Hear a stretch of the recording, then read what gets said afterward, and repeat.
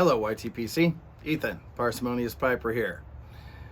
Today we're going to take a look at three variations on Baren's Dark Twist Roll Cake. Good friend Brendan, Blue Line Pipe, sent me three samples. One, a relatively recent vintage from 2020, another from 2010, and a third sample that was stoved. I'm guessing that was the more recent vintage. I have found three extremely similar pipes to smoke them in. This first one is a Briarly stroller. I have got the 2020 in it going right now. Next, I'm going to smoke, wrong one. I'm going to smoke the 2010 aged one in this little Briarly stroller. Very similar. And then last, if I'm still up to it, I will try the stoved in this Briarly stroller. Brendan commented that he liked the flavor, but that no matter what he did, how much he slowed down, etc., it was bitey.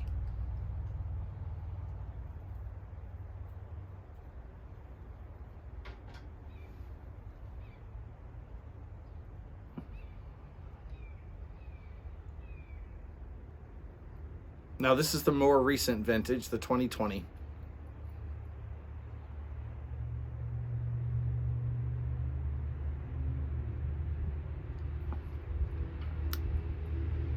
Yeah, unless I slow down an awful lot, I'm gonna feel the bite in that too. Now this blend is approximately 2-to-1 mature Virginias to dark fired Kentucky.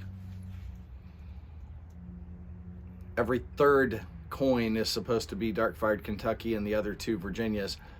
The tobaccoreviews.com says it's got some black Cavendish in it too. I'm not sure. It is sweet, not sugary sweet.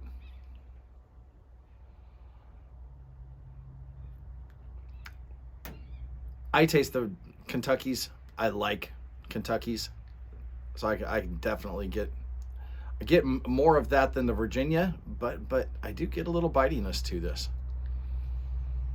So let me smoke this one down.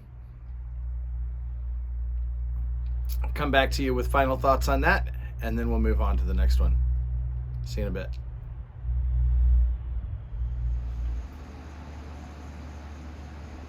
And we're back. So I finished up, well, between half and 2/3 of that bowl of the most recent, newest blend, the 2020. And yeah, it was a little bitey all the way down. A couple of times I hit pockets where I got a little more extra tanginess, and I don't know if that was the dark fired Kentucky kicking in. But for something that's called dark twist,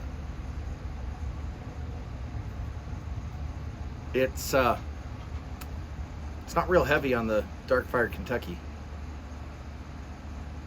And the Virginias aren't nearly as dark as, say, a Gawith and Hogarth black or brown Irish twist.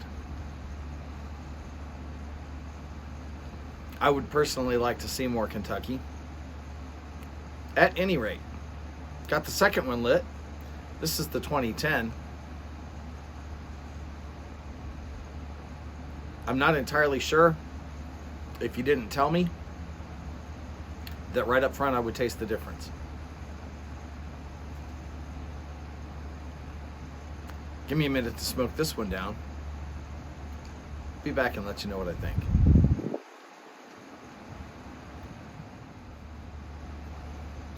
And we're back. The aged dark twist roll cake. Even after a bowl, I'm not entirely sure that I could have told you the difference, or that it was aged.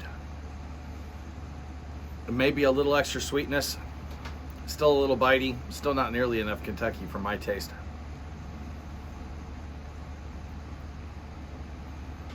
Not bad. but not one I would buy.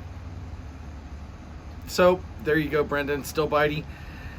Now I'm on to the stoved version. Right off the bat, I do taste more sweetness and a little less bite. Maybe a lot more, or a lot less bite. Just so y'all know, in between, I'm having some dark black iced coffee, palate cleanser, tongue cooler. Let me smoke this one down. I'll come back to you.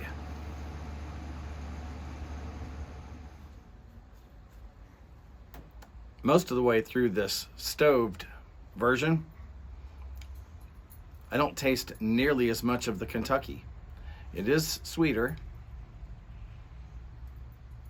I'm not really sure it's any less bitey.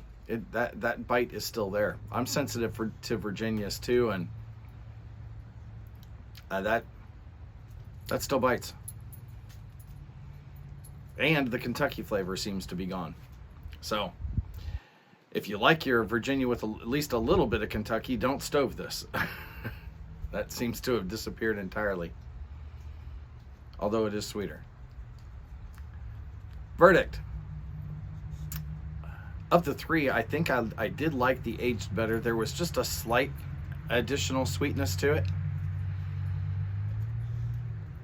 but I don't think it really helped with the bitiness of it. And for me, that'd be a deal breaker. It's a decent blend, but I wouldn't buy it just to hold on to it for 10 years for that little bit of extra flavor and still have it bite me. There you go, Brendan. My impression of the three, I think it's probably very similar to yours. If I recall correctly, I think you said you liked the flavor and wanted to like the blend, but just kept biting you. Well, it's doing the same to me here. Worth a shot, huh? Can't hurt to try to improve something that you almost like. With that, folks, light something you do like. Enjoy your afternoon.